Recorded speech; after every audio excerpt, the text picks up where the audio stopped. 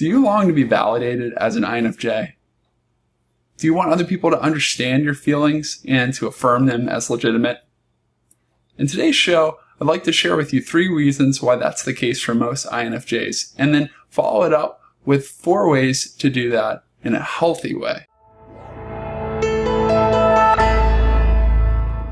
Before we talk about the 3 reasons most INFJs would like to be validated, let me tell you about a free gift I have for you, which is the INFJ Personality Guide.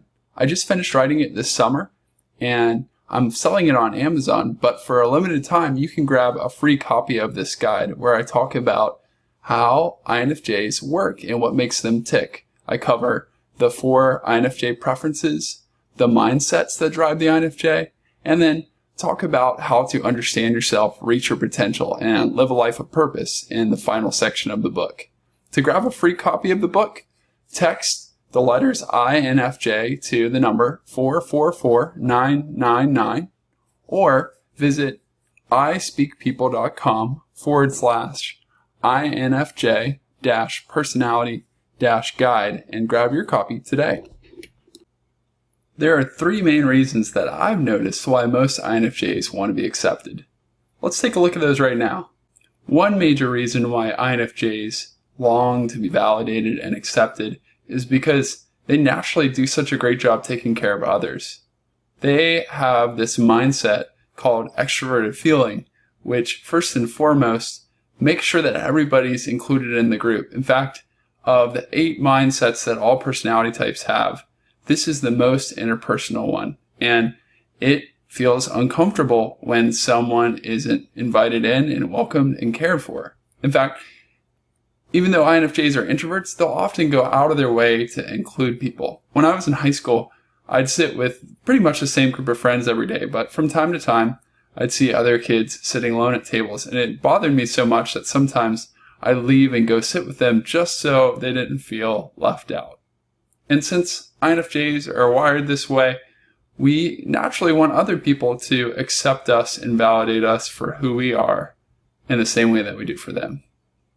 Because INFJs are such rare personality types, we know that we think differently and sometimes act differently than other people, and we feel it deep down inside. So we're almost always on the lookout for affirmation.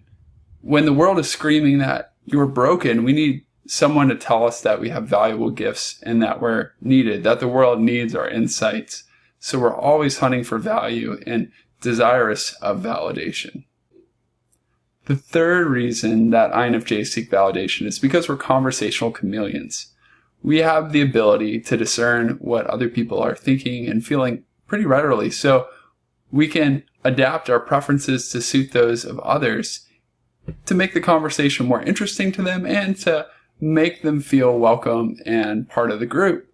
But when we do that, we often lose our true selves. And the fact that we're introverts causes us to want to conceal who we really are. In fact, so very few people know us because we don't open up until we feel that we can trust someone else and that they're safe. So as a result, people end up falling in love or connecting with maybe a persona that's not really us. So what we long for is for people to appreciate and validate us for who we truly are at our core. Knowing that you have a legitimate need for validation, how can you meet those needs in healthy ways? I'd like to share 4 things with you that I've found helpful. The first suggestion is to find your ultimate approval elsewhere. And what I mean by that is don't put all your hope in people. Even if you build a great relationship with someone you really trust, they're going to disappoint you from time to time because they're human. And all humans, down at their core, are selfish. So do invest in solid relationships with people that you care about who understand you, but don't depend on them to meet all your needs because they can't. Look for validation, ultimate validation, in other places. The second suggestion that I have for you is don't throw your pearls to swine. And what I mean by that is to be careful with your thoughts, feelings, dreams, hopes, visions, and the like. don't share them with just anybody. And keep in mind that most people probably will have a hard time understanding. And when they hear what you're saying, they'll assume that there is something that needs to be fixed rather than trying to listen to see where you're coming from. I had to learn this the hard way, and my wife still has to remind me all the time because I just want other people to get where I'm coming from. But a lot of the time, it's wiser just to wait till I can connect with somebody who really gets me rather than, laying down underneath a rolling car. So be careful who you share your closest thoughts with. If the person probably won't understand, it might not be the best idea to share what's most important with you because you could end up getting hurt. Connected to the point we just talked about then, the third suggestion I have for you is to nurture relationships with other intuitive types. Now, they can be both introverts and extroverts, but you'll probably connect better with introverts because you are one.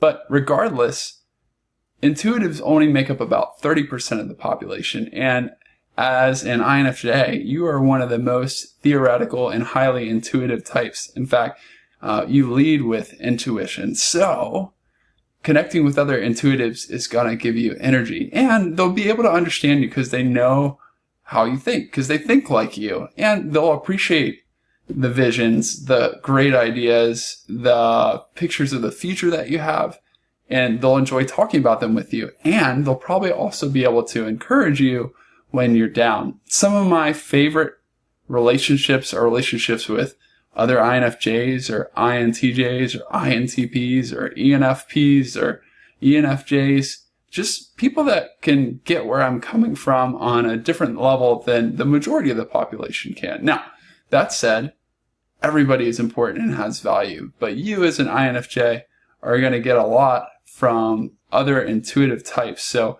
investing in those kind of relationships, even though it might take some energy, will in the long run encourage you and keep you going when you feel discouraged. It's a great source of validation to some extent. My fourth and final suggestion is consider only helpful criticism. Don't throw the baby out with the bathwater. Just because other types might have a hard time understanding you doesn't mean they don't have instructive things to share with you. They have great perspectives, and I've learned a ton from other people. So do listen to what they're saying, because there's some truth in almost everything people say. But guard your heart and your mind. Don't let just anything, any advice come your way. Filter it. Take what's good and then let it go. Move on from there and try not to take it personally. Now, that said, that's like the hardest thing for me to do as an INFJ, and I think for most INFJs to do. But to the best of your ability, try to filter out the good and move on from there.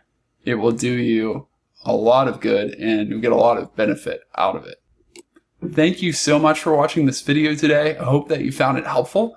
If you haven't yet hit the big red subscribe button, make sure you do that. I'll be trying to put new content out for INFJs each week. And if you haven't grabbed your own free copy of the INFJ Personality Guide, make sure that you text the letters INFJ to 444-999, or check out the link that I'll post in the description below. That'll take you to a site where you can download it for free and check it out.